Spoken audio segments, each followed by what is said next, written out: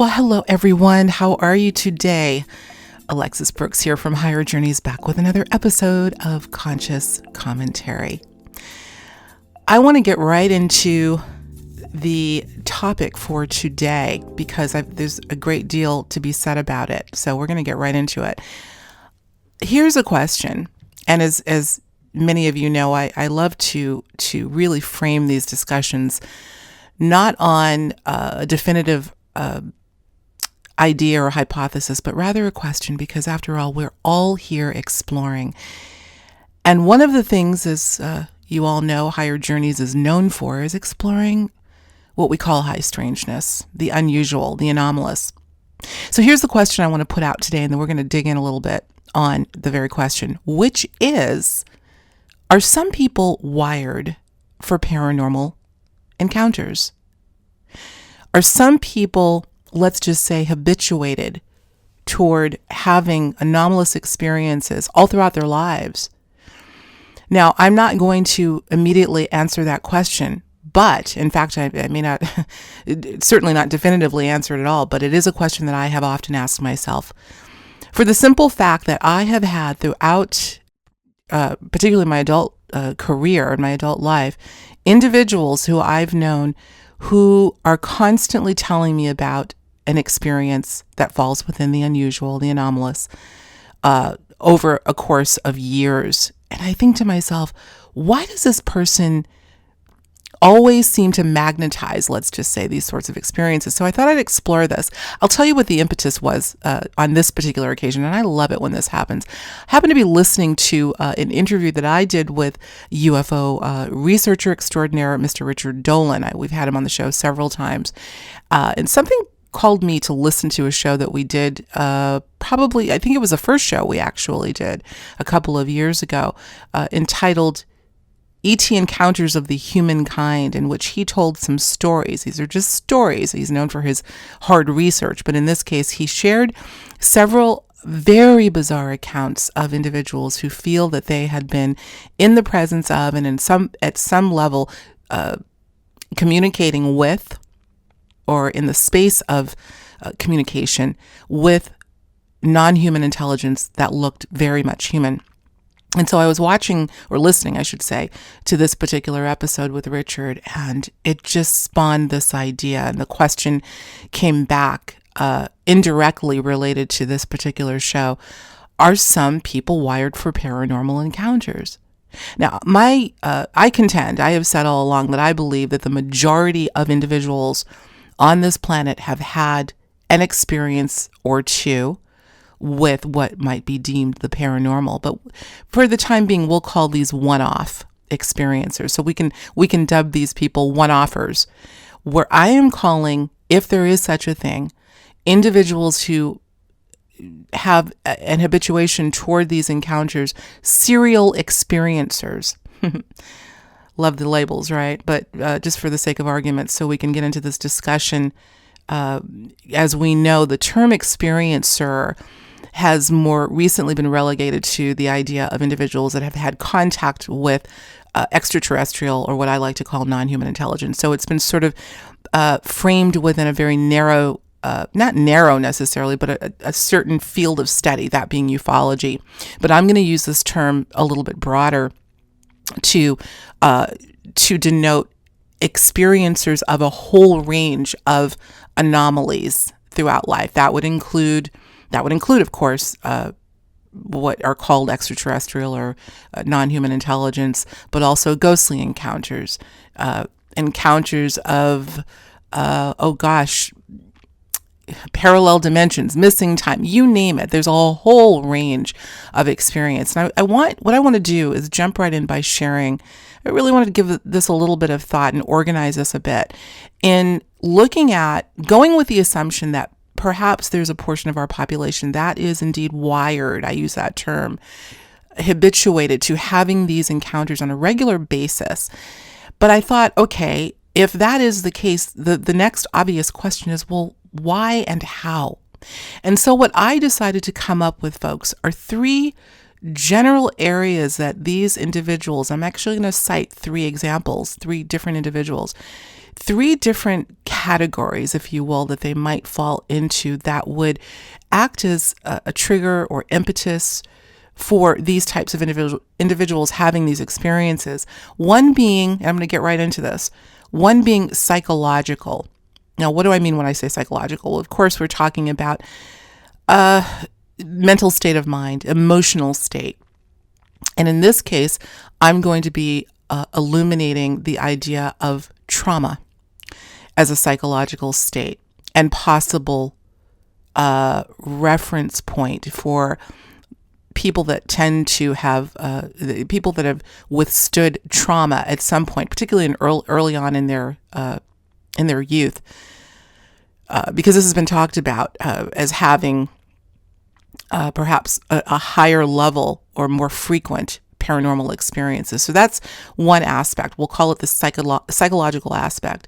The second aspect I'm going to very loosely call the biological aspect. Now, I wanted to really think about, again, in using labels, I don't want to mislead, but for my own frame of reference, and then later going into some of the individuals that I feel fit within these general aspects, I wanted to come up with something very simple, and yet there's crossover. I'm going to illustrate that a little bit with these individuals perhaps having a bit of a psychological framework as well as a biological. So in this instance, I'm going to use biological to include previous incarnations, possible DNA structure, or let's just say differences in DNA structure, and again, carryover from perhaps a previous incarnation, a biological carryover. Okay, so we've got psychological, biological, and number three, the third aspect, is the intergenerational,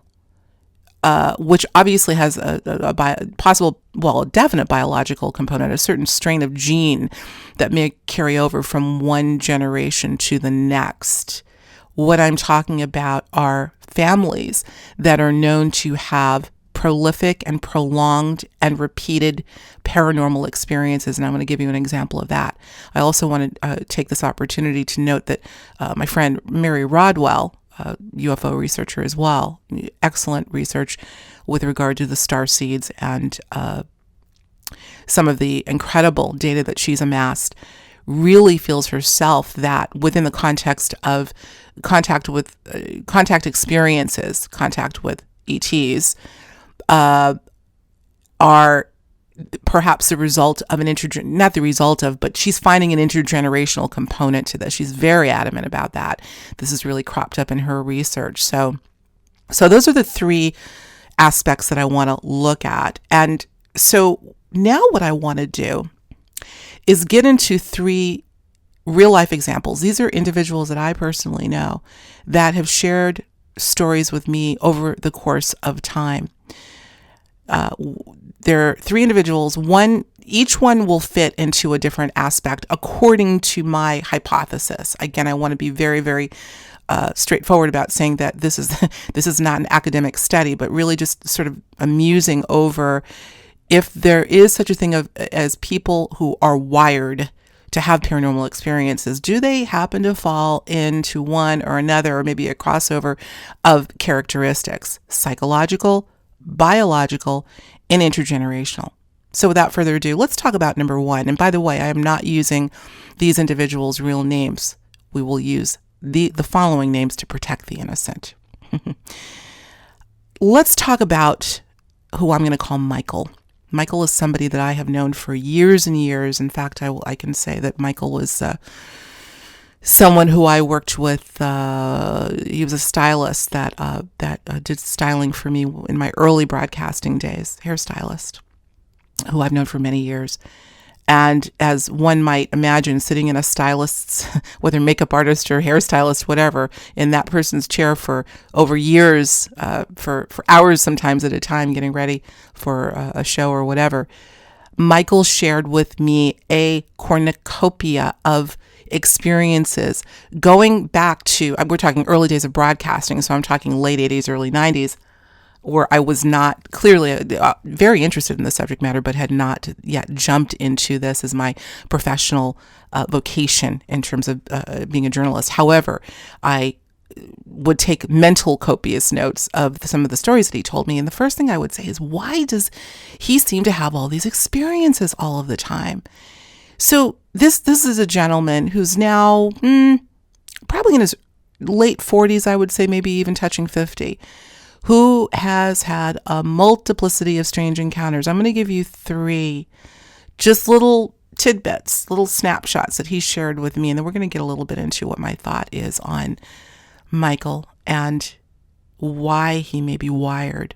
Here's one. And by the way, these are not necessarily in order, and they are only a snapshot of the things he has told me. He's really stood me on my ear with some of the things he's told me. But here's one. He talked about when he was a child, I'm going to say maybe 3, 4, maybe 5 years old tops. He was in his room, and I believe, no, he's not an only child. He actually had siblings, but he may be the firstborn. So at the time he was an only child, let's say. And he's telling me a story of when he was, like many kids do, they'll be playing with their toys in their bedroom. And all of a sudden he looked in front of him and saw another, what he described as, quote, another version of me who came into the room. I don't know. I can't recall whether he said that this child, this duplicate, essentially, well, even a doppelganger, you could describe this child as, just kind of showed up, materialized. I can't recall exactly how, whether you walked through a wall. We've heard of these things before, but let's just say this child appeared in his room, Michael's room. And please forgive me, this has been years since he told the story, but I want to say there was a verbal exchange. Maybe it was a telepathic exchange, and he was so young at the time, maybe he doesn't recall, but some sort of a communication between the two where the duplicate child said, Michael, would you like to play? I know this is sounding super creepy, but this is what he told me. And he's looking at, now again, we're talking about a kid, 3, 4, maybe 5 years old. So the processing is not going to be in an adult way. Maybe he just saw the child and thought, oh, it's a playmate, not really putting it in context and thinking, how the heck did you get here? But he said, this is the kicker. When the child, I can recall him telling me this, and I was so creeped out. When the child opened his mouth to, I suppose, speak, he noticed that the child's teeth were almost like razors, very hideous looking.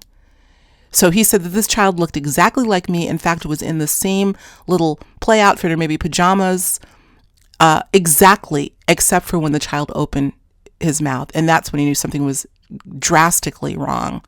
Would you like to play?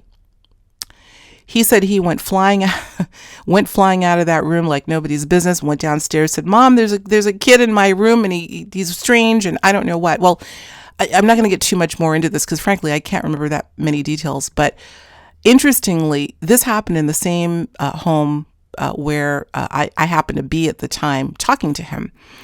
And his mother was present. And he said to me, Alexis, you can ask my mother. She remembers specifically. And she came downstairs and I said, Mrs. blah, blah, blah, not mentioning her name. Did so-and-so, not that I didn't believe him, but it'd be interesting to hear what she had to say. And she said, Alexis, absolutely. I remember the day like no other, because I actually had a friend over and Michael came running downstairs to say, Mom, this little kid is in my room. And apparently the mother is, fortunately, was very open, still is very open to this individual's multiple experiences. So, needless to say, this was a very real experience to Michael. Okay, let's move on to the other, because I've got 2 more stories of his and then 2 more other individuals that I'd like to talk about. That's experience number 1. Another experience that he relayed to me, and again, this happened, many of these, not all of them, but many of his encounters happened either in early childhood into adolescence and teen years, all the way up to adulthood. But this one, I want to say he was older, maybe in adolescence, say 11, 12 years old, and I'm going to try to go quickly here. He happened to be staying, I believe, with his grandmother for the weekend, or grandparents. And they lived in the city, sort of a city dwelling, apartment dwelling.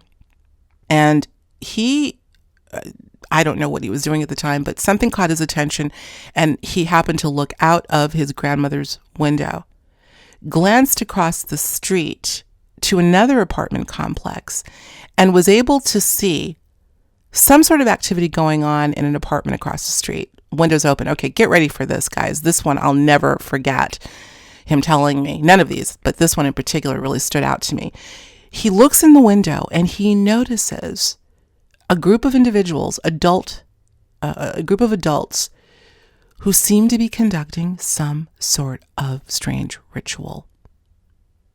Now, we've heard of this before, ritualistic practices in the population. Not going to obviously go into all of the nuances there, but he witnessed this. A bunch of people, I'm trying to think of how graphic I want to get because there was some strange stuff going on. A group of people in a circle going through some ritual practice. Here's where this gets weird. He said there was an individual who happened to be naked in the middle of the circle. He's watching this out the window, just dumbfounded, obviously. Some sort of dancing or swaying motion going on with the individuals in the circle, with this female who was without clothes in the middle, also moving in a circular manner. I don't know. I wasn't there, obviously, so I can't say exactly what happened. But over time, and I don't know how much time passes, he's witnessing all of this. He said that out in the middle of the circle emerged, get ready, folks, this monstrous, hideous-looking being. He witnessed this. Let's assume at the culmination of the ritual, a being emerged in the middle of the circle. I still shake my head because at the time he told me this, I thought, are you kidding me, Michael? I mean, really? But yes, this is what he told me.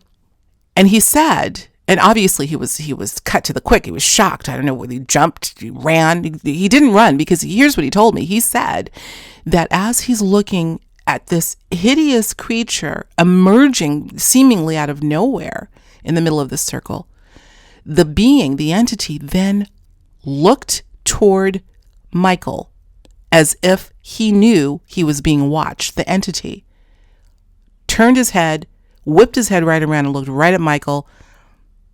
And then Michael ran like heck, of course.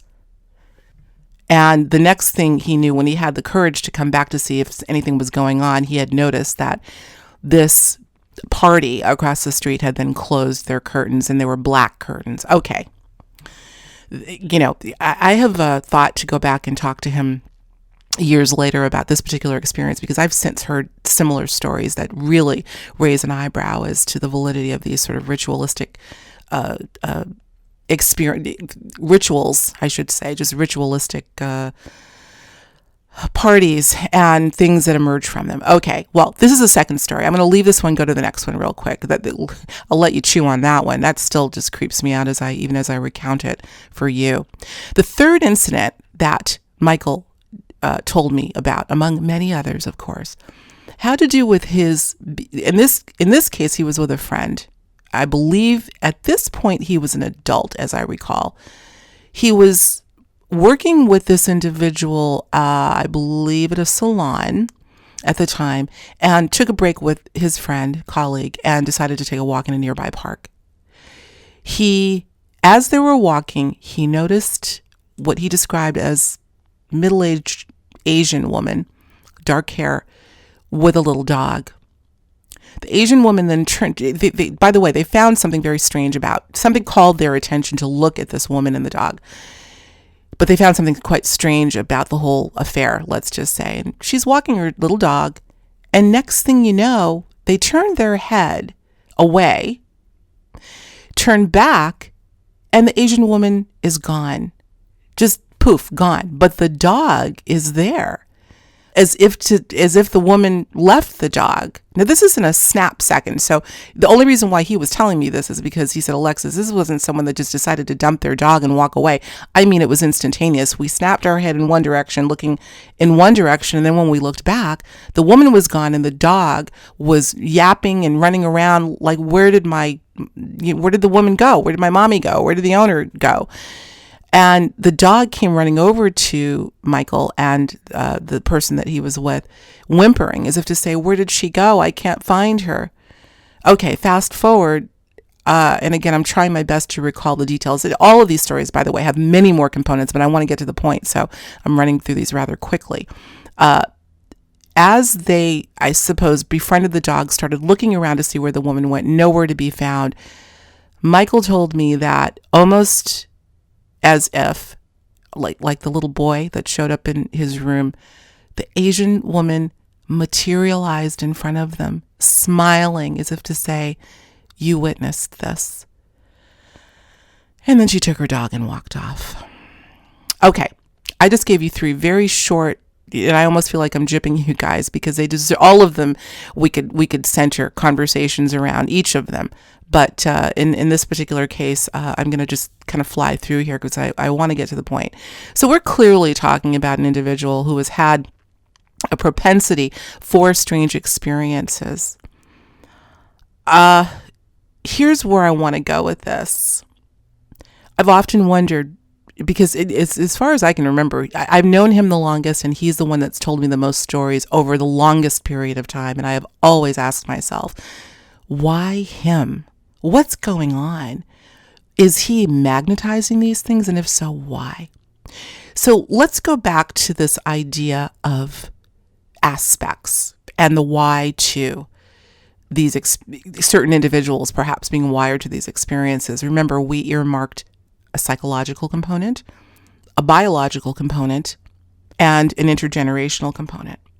Now, I'm going to go out on a limb here and say that if I were to, based on what I know of this individual, choose one of the 3, I would pick psychological. I have absolutely no concrete basis for this, but I do know this individual. I have known this individual for quite some time. And I do have a sense that this person may, just may, have withstood some form of trauma as a child. I'm not going to go into any more detail with that. I just, again, going out on a limb, I need to be super careful here. But for the purposes of trying to delineate, or I don't want to, Lord knows I don't want to say put in a box, because I don't know that any of these things, there's this crossover aspects with all of the individuals that I mentioned, the 3 individuals that I'm going to be bringing up here. But I do have a sense, based on some other things that I know about Michael, that there may have, in fact, been some abuse, some trauma at some point in his life, at an early age. Maybe it was bullying, childhood bullying. I don't know. But I'm going, for the sake of, again, illustrating that there may be some early onset or impetus to why certain individuals have what I'll call serial experiences, one being a psychological component. This could be the case here. Again, we've heard of this this sort of parallel before. I know psychologists have looked into this. I don't know to what extent, because I think when it comes to paranormal encounters, there's definitely a poo-pooing of the validity that these sorts of things happen or are valid to begin with in the field of psychology. In fact, I had recently looked at an article. I don't know if I want to mention the name of it, because I'm going to make some assumptions here, but a paper that was published back in 2015 in a pretty well-known psychology publication that wanted to get into the psychoanalysis and the cognitive aspects, the neurosciences, really looking at some data to substantiate or look at the causative factor for people that have psychological issues, is how they frame it, for these they called it anomaly prone personality, people that have these sort of serial experiences. So again, just touching on that, I know that's been brought up in the field of psychology, looking for a possible explanation according to the field of psychology, more likely than not dismissing the validity of paranormal phenomena to begin with. So that, not going to get into that, but I do want to just again elucidate that this is one area that we might look to.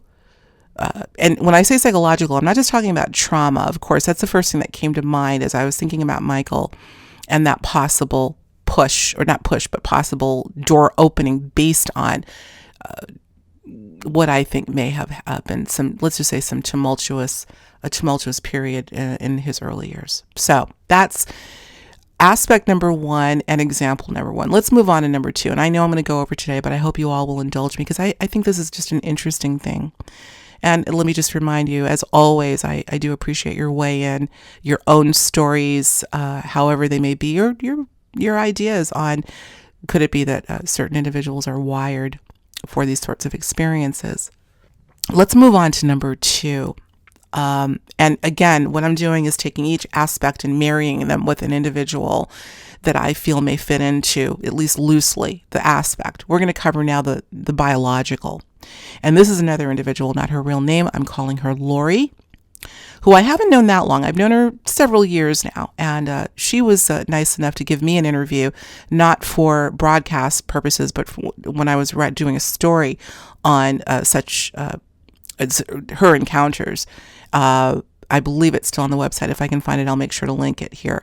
But for the sake of this conversation, I'm calling her Lori.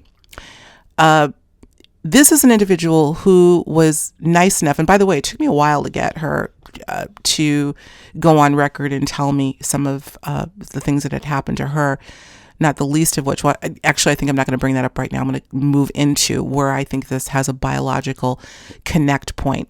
I'll tell you that in a minute.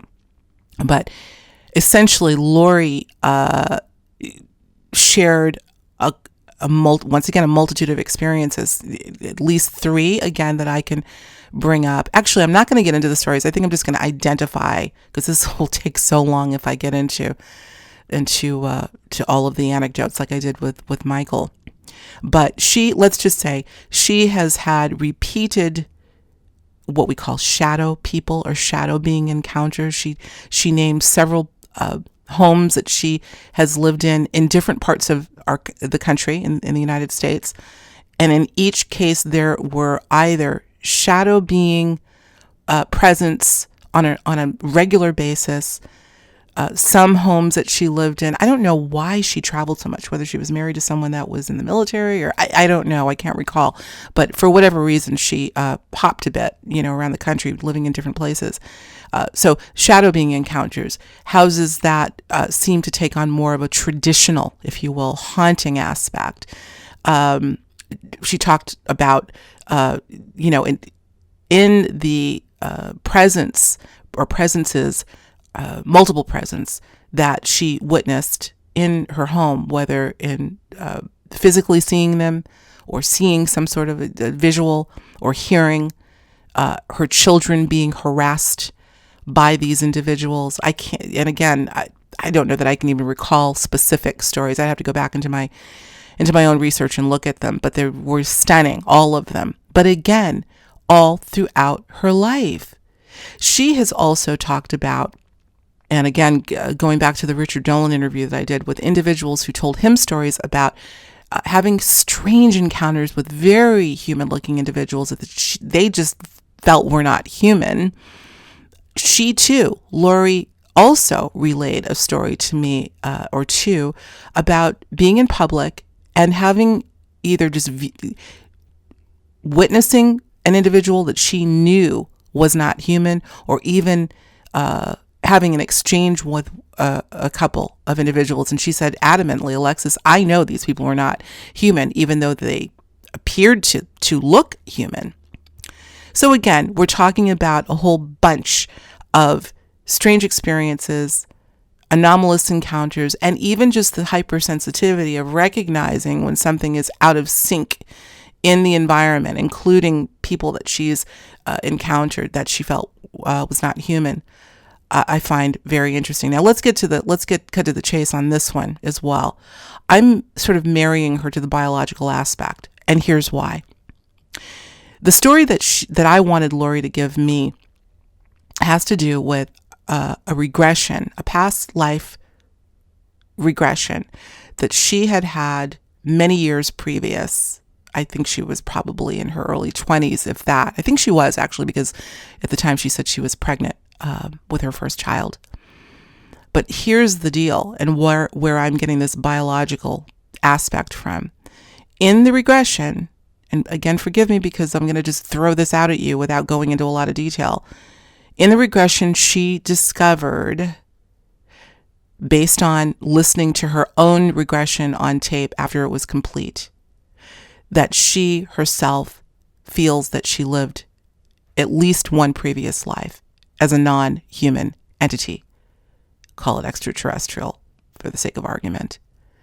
This is why I wanted the interview with her, obviously. At the time, I had just started working with Mary Rodwell, and so I obviously was very interested in this sort of material, this sort of background.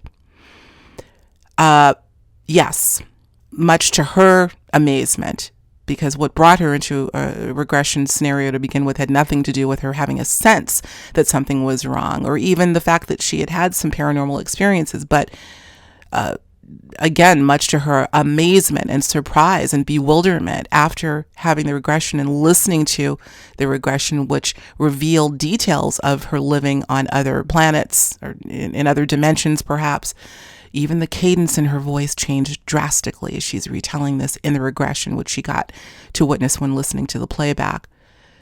If this is the case, this is a hypothesis, and I'm going out on a limb, could some individuals who are perhaps it's revealed to them that they lived in previous incarnations as non-human be carrying over that DNA structure in their present life? And again, I don't want to speak out of school because I'm not a scientist in any way, shape, or form. I'm really just trying to pluck out aspects that are just kind of eyebrow raising, frankly.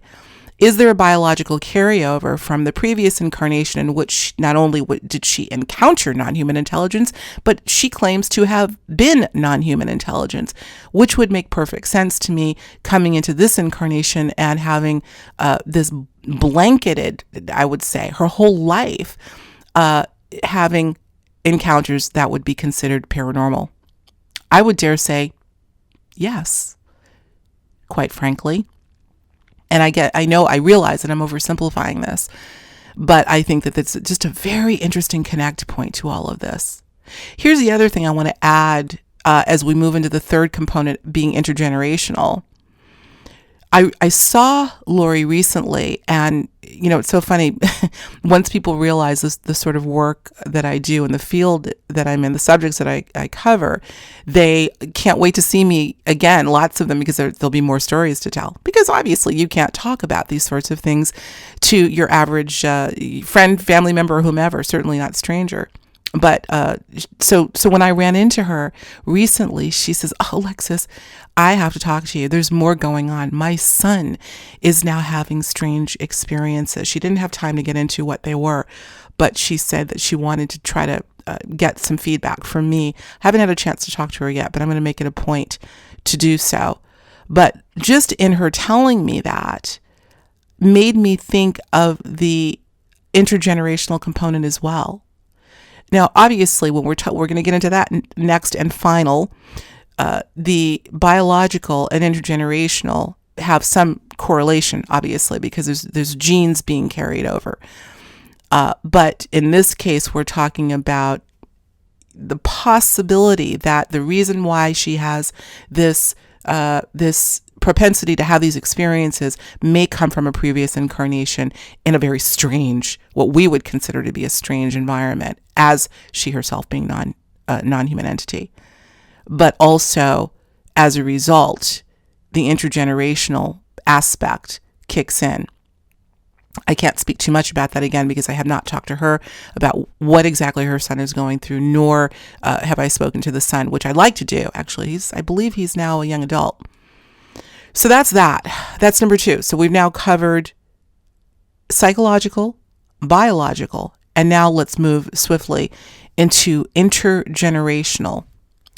Here's someone else that I'd like to mention. I want to reiterate, not her real name. We're calling her Heather. Now, this is somebody who, let's just say, works in the broad field of consciousness. I'm not going to drop too many hints here. I don't think you'd ever guess who this person is. But let's just say that this is a person that is involved in similar work, not necessarily in the paranormal, more on the consciousness side, who I happen to know through being in doing the work that we do.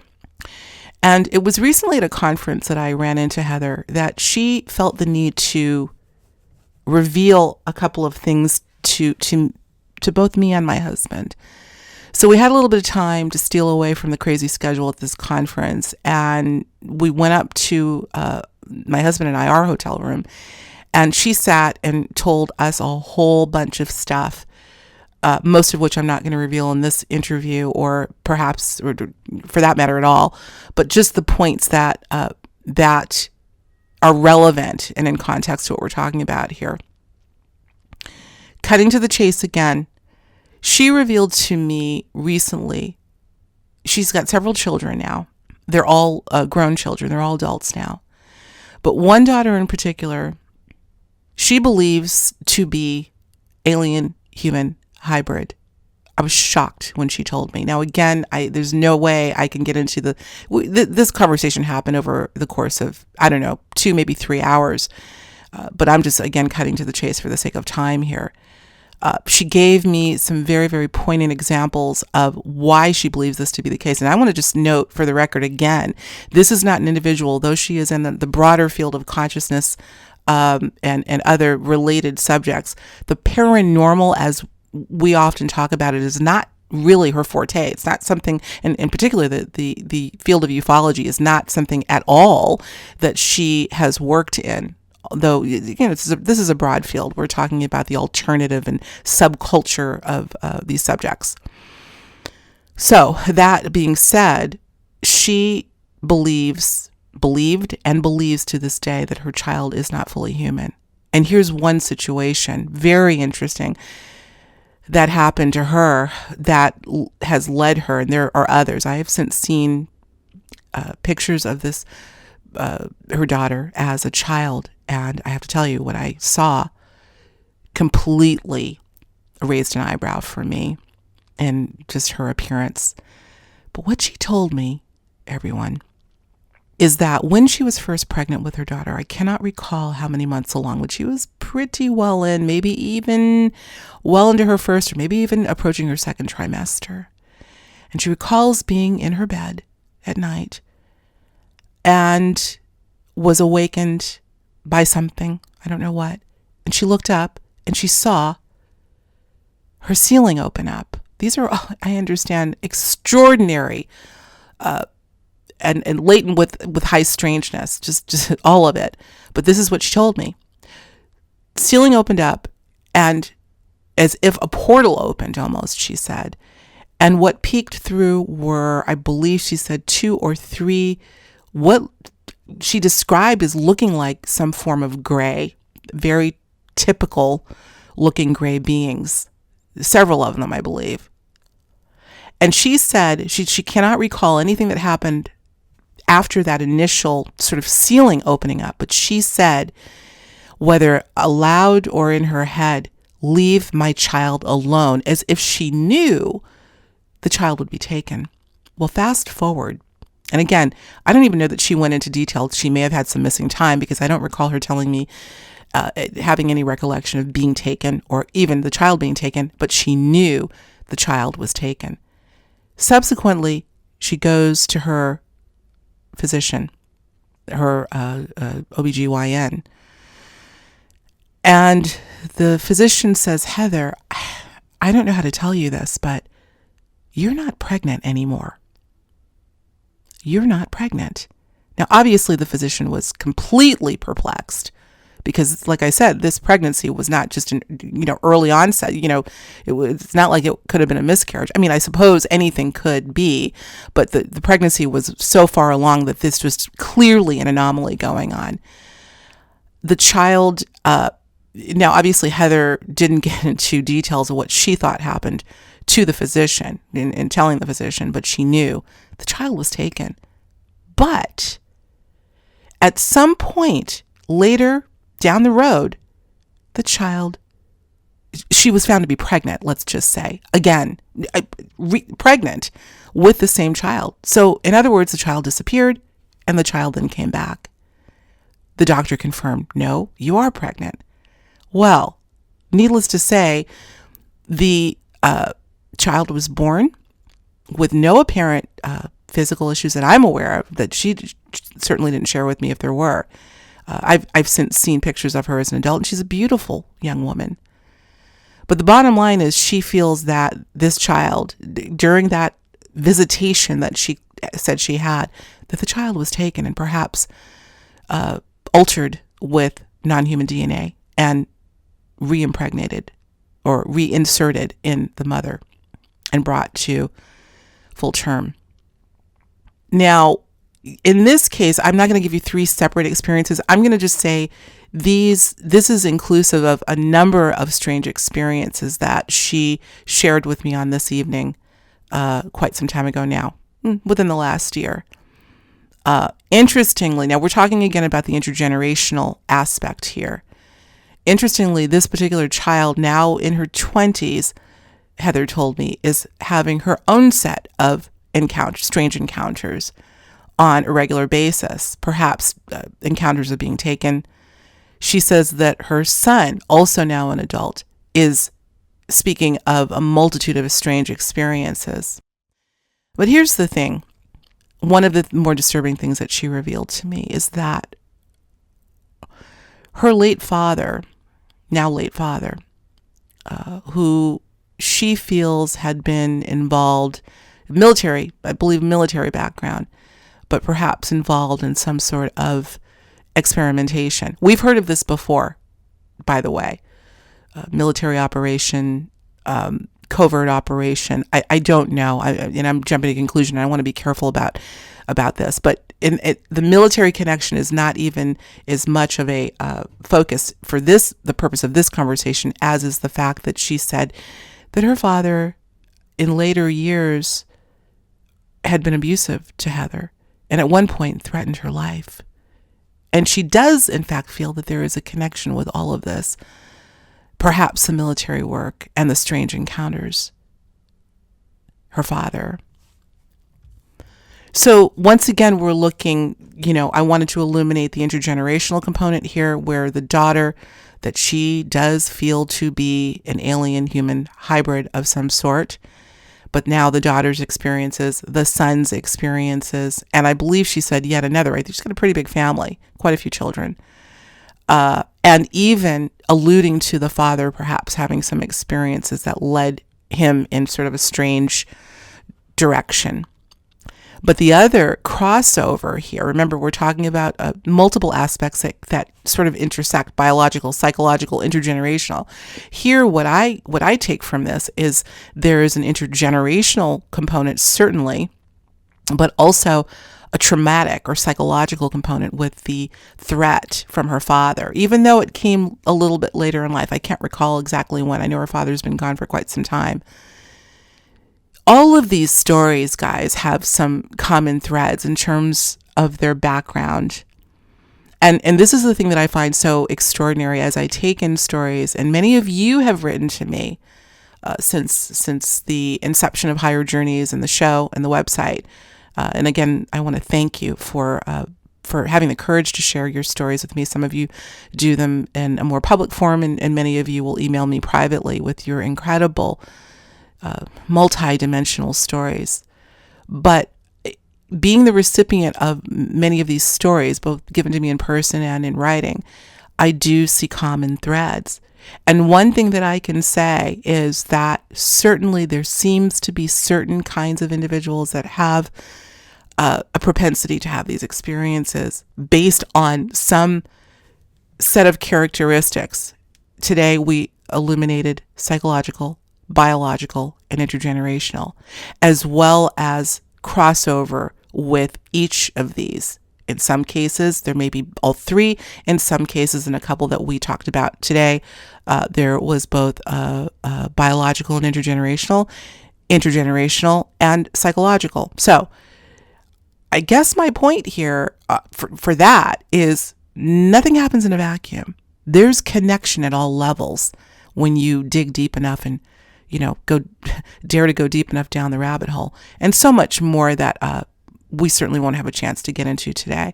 But I'm going to get into this a little bit more. Again, I'm going to invite each and every one of you, if you so desire, to share, if you have something that would contribute to this particular conversation, share with me, whether on email or directly through this podcast.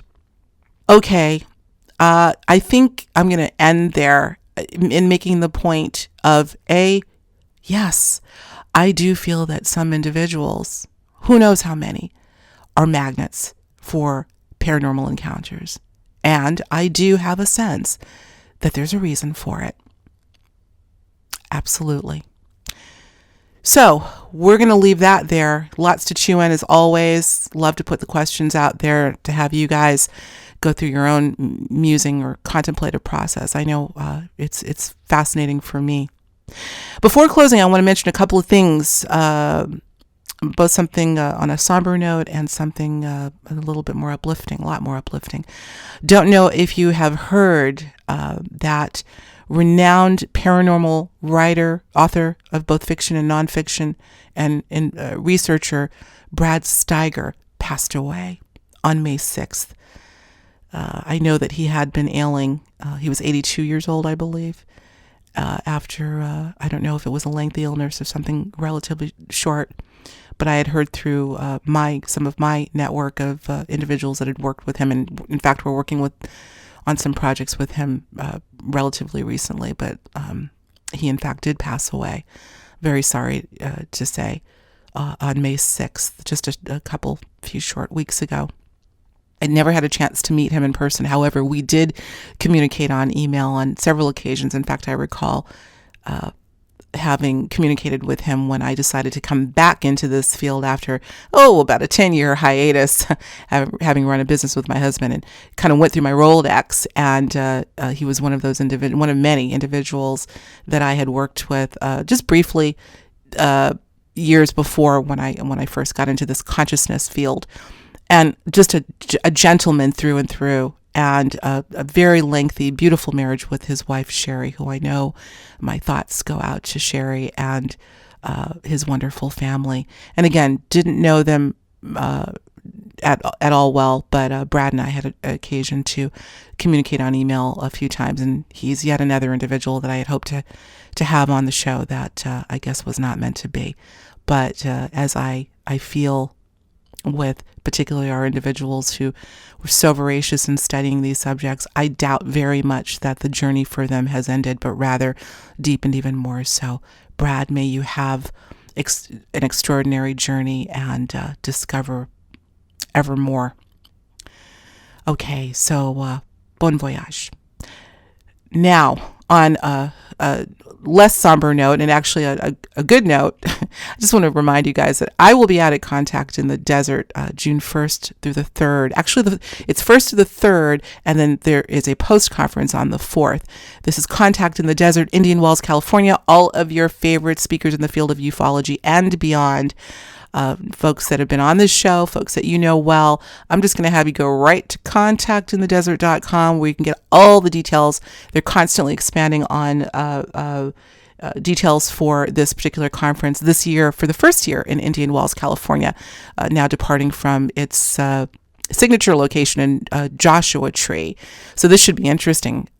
It's a resort in Indian Wells that I know promises to be both beautiful and will offer, I'm told, some pretty amazing night skies. So hopefully we'll get a chance to do some sky watching while there. I know I will.